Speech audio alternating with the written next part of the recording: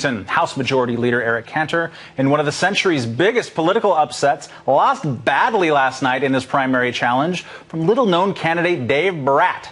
Brat has been described as a Tea Party guy. His campaign manager is a 23-year-old kid who got into politics because of Ron Paul. So let's bring the former congressman on. Welcome back to the Independent's Ron Paul. Thank you. Nice to be with you. So you worked with Eric Cantor for more than a decade. Are you having a sad face today? No, not really. I have nothing against Eric personally, but philosophically, we didn't see too much eye to eye because, of course, I was for a lot less government. So I think it's nice that we're moving in this direction. I don't see this a solution to our problems. We have just so many problems, and I really think the bankruptcy of the country is our real problem. So no matter how much we talk about bipartisanship, that isn't the answer to what we have. So I like it when I hear people philosophically dedicated to something, and I think this election against Cantor represented a philosophy that is different. It meant that we don't need bigger government in Washington, and I think it's going to serve a benefit, but we still have a long way to go. Well, Congressman Paul certainly does represent a change of some sort. Do you think it is on net definitely a change for the better? I've heard Mr. Barr talking about things like he's pro-market, obviously he's pro-privacy, but there's some other stuff in there as well. Seems a little bit suspicious of amnesty. Also has some questions there about his foreign policy positions. What do you make of this candidate?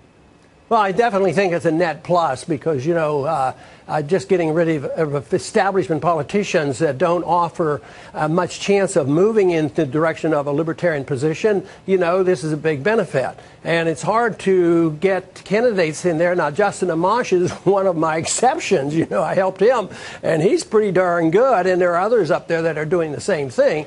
And I don't know about this candidate, but the Libertarian Caucus in Washington, in Congress, is going to be very helpful to moving the whole group in the right direction. So, yes, I think it was a very good move and beneficial, but far from being the final answer.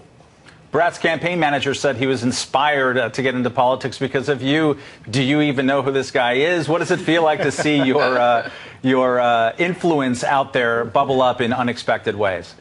Well, there's been a bit of that, and it always sort of personally pleases me, but no, I didn't know a lot was going on, but matter of fact, it happens many, many times, and I like it not because I feel like I personally had a lot to do with it as much as introducing people to ideas, and they're motivated then to say, hey, those ideas are right, I want to be involved, and all kinds of individuals are getting involved. They frequently ask me at my stops when I speak out on the campuses, hey, what should I do now? I do whatever you want. So some people become campaign managers, and some people run for office. There's always a job, but for me, the most important thing is understanding the liberty message and understanding why the rule of law is important and all those things that I consider important. Of course, I do emphasize foreign policy and the Federal Reserve. So these are the issues that are getting attention now that used to never even be mentioned in campaign. So in that sense, where I think it's very important, that is talking about the right issues. We've made a lot of progress. It just takes a while for the transition to occur in Washington. We can't quite say what Nixon said many years ago. We're all Keynesians now. I want a day when we're not all Keynesians. We're all Austrian economists now. We all believe in freedom and the gold standard. Then we'll have won our fight. Let's switch gears now to the other big news of the day, Bo Bergdahl and the Guantanamo Bay prisoner swap that brought him out of brutal Taliban captivity. Defense Secretary Chuck Hagel was grilled by lawmakers on the Hill today. For all these reasons and more, the exchange needed to take place quickly, efficiently, and quietly. We believe this exchange was our last, best opportunity to free him. Meanwhile, former Secretary of State Hillary Clinton had some interesting things to say about the so-called Taliban Five. These five guys are not a threat to the United States. They are a threat to the safety and security of Afghanistan and Pakistan. Dr. Paul, there's been a wide range of opinion on this, even from within the kind of broadly libertarian tent. Where do you stand on this whole Bo Bergdahl prisoner exchange? Well, obviously it's not a clear-cut case. I can't say, oh, it's wonderful, everything is going to be perfect. But in a way, Hillary is right. They're not a direct threat to us because the whole concept of the Taliban is they want to get us out of their country. They're not the Al-Qaeda. It's the Al-Qaeda that wants to come here.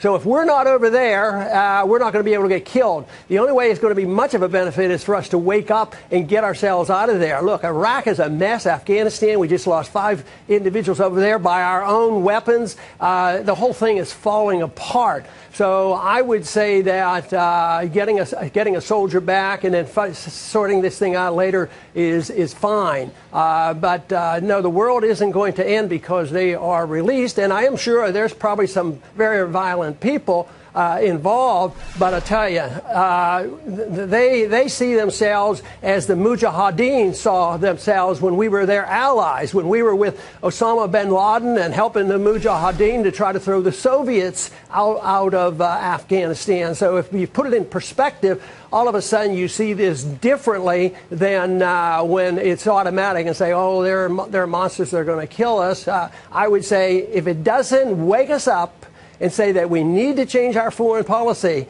and look at what's happening over there, it is going to be for naught. But hopefully the American people will wake up. I think they're sick and tired of these wars, sick and tired of the loss of our weapons going into the hands of the enemy and the Al-Qaeda now running Iraq and being involved in Syria. And we're still sending weapons over there. They just were able to capture some Black Hawk helicopters from us. Dr. Paul, these guys are pretty clearly Al-Qaeda aligned Taliban. But here's my question. If it makes us, in fact, safer to get these guys out of Gitmo and to sort of disengage from this strategy, how many guys would you have given? Why not more than 5? Well, I might have given a lot more, especially half of them in Gitmo have been ruled that they're not a threat and they should be released. So you could have started with them.